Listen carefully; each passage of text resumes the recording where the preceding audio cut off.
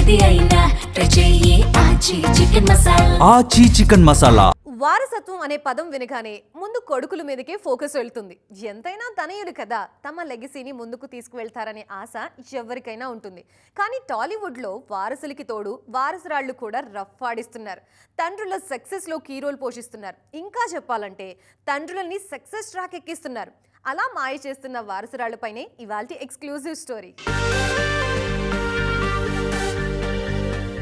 Balayya career అఖండకు ముందు, అఖండ తర్వాత అని డివైడ్ చేయాలేమో. దానికి ముందు కూడా బాలయ్యకు విజయాలున్నాయి. కానీ అఖండ తర్వాత ఎన్బీకే మార్కెట్ అమాంతం పెరిగిపోయింది. అక్కడి నుంచి ఎన్బీకే 2.0 వర్షన్ వచ్చింది. దానికి ప్రధాన కారణం ఆయన చిన్న కూతురు తేజస్విని.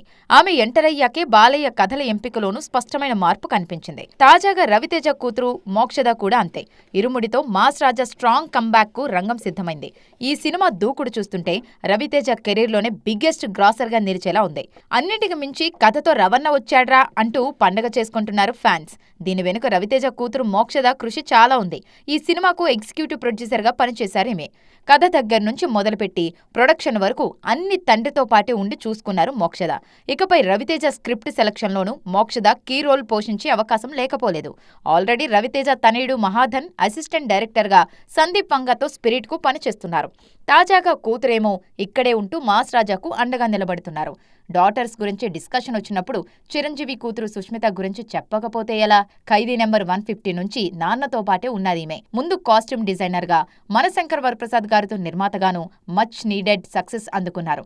మొత్తానికి ఈ డాటర్స్ అంతా ఫాదర్స్ తోనే నడుస్తూ తండ్రుల్ని సక్సెస్ ట్రాక్ ఎక్కించడంలో కీలక పాత్ర పోషిస్తున్నారు.